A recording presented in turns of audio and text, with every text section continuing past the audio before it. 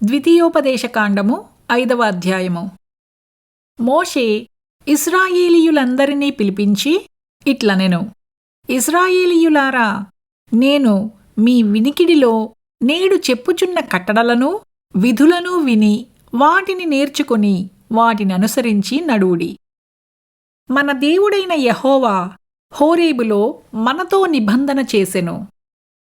యెహోవా మన పితరులతోనే కాదు, నేడు ఇక్కడ సజీవులమయ్యున్న మనతోనే ఈ నిబంధన చేసెను.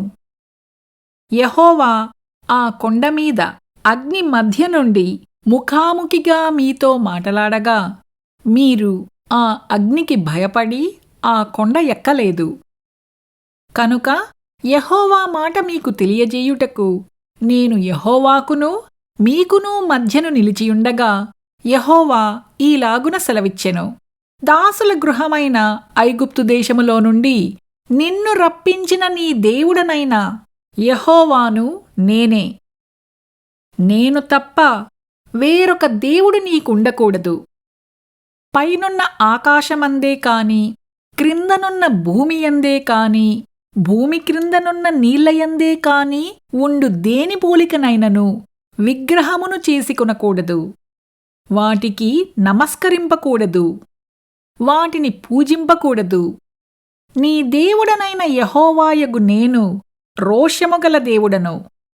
నన్ను ద్వేషించువారి విషయములో 3-4 తరముల వరకు తండ్రుల దోషమును కుమారుల మీదికి రప్పించుచు, నన్ను ప్రేమించి నా ఆజ్ఞలను గైకొను వారి విషయములో 1000 తరముల వరకు కరుణించువాడనయ్యున్నాను. నీ దేవుడైన యెహోవా నామమును వ్యర్థముగా ఉచ్చరింపకూడదు. యెహోవా తన నామమును వ్యర్థముగా ఉచ్చరించువానిని నిర్దోషిగా ఎంచడు.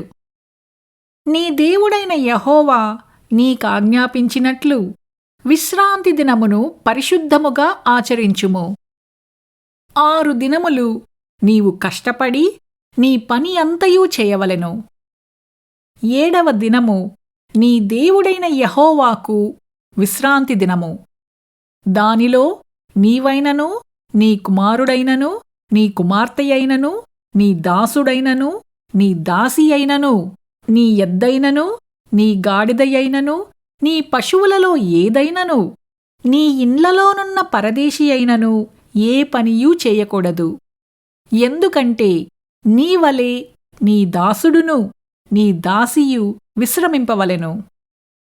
నీవు ఐగుప్తు దేశమందు దాసుడవై ఉన్నప్పుడు నీ దేవుడైన యెహోవా బాహుబలము చేతను చాచిన చేతి చేతను నిన్ను అక్కడ నుండి రప్పించినని జ్ఞాపకము చేసుకొనుము. అందుచేతను విశ్రాంతి దినము ఆచరింపవలెనని నీ దేవుడైన యెహోవా నీకు ఆజ్ఞాపించెను.